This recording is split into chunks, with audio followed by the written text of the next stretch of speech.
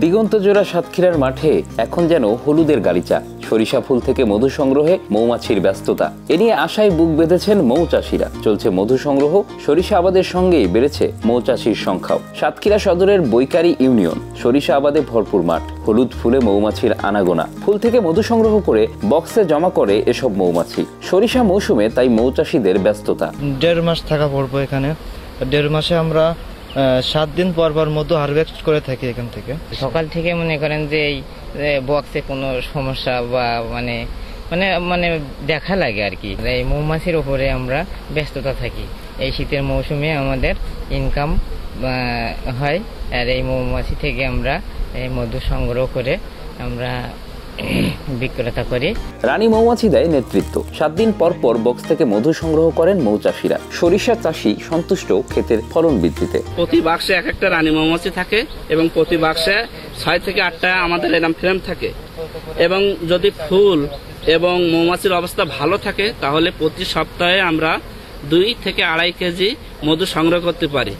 এই সরিষা ফুলের মধু দেশের চাহিদা মেটানোর পরে বিদেশে রপ্তানি করা সম্ভব, বৈদেশিক মুদ্রা অর্জন করা সম্ভব। মাঠে মৌমাছির বাক্স দেওয়ার কারণে আমাদের সরিষার ফসল বৃদ্ধি পাচ্ছে, এতে আমরা খুশি।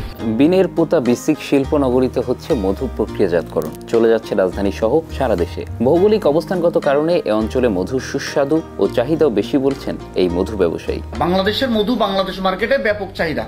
তো শুধু বাংলাদেশ না, দেশের বাইরেও বাংলাদেশে মধুর অপর সম্ভাবনা। আমাদের জলবায়ু পরিবর্তনের কারণে, ভৌগোলিক অবস্থানের কারণে বাংলাদেশের মধু অত্যন্ত স্বাদ এবং ঔষধি গুণসম্পন্ন।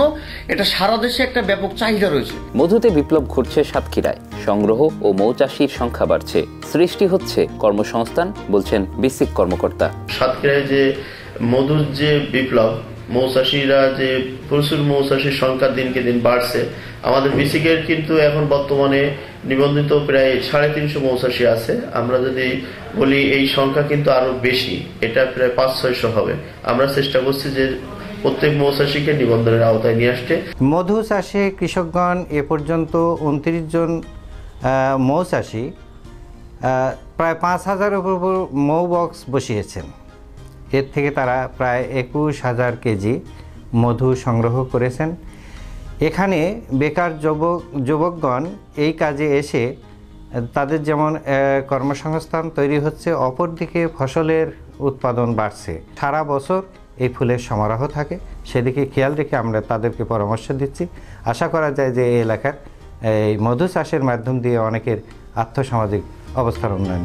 জেলায় এবছর সরিষা আবাদ হয়েছে 17,531 হেক্টর জমিতে। এসব জমিতে 29 মৌচাষী পেতেছেন 25,000 মৌবক। মধু সংগ্রহ করেছে 21,000 KG. Bangla affairs news desk.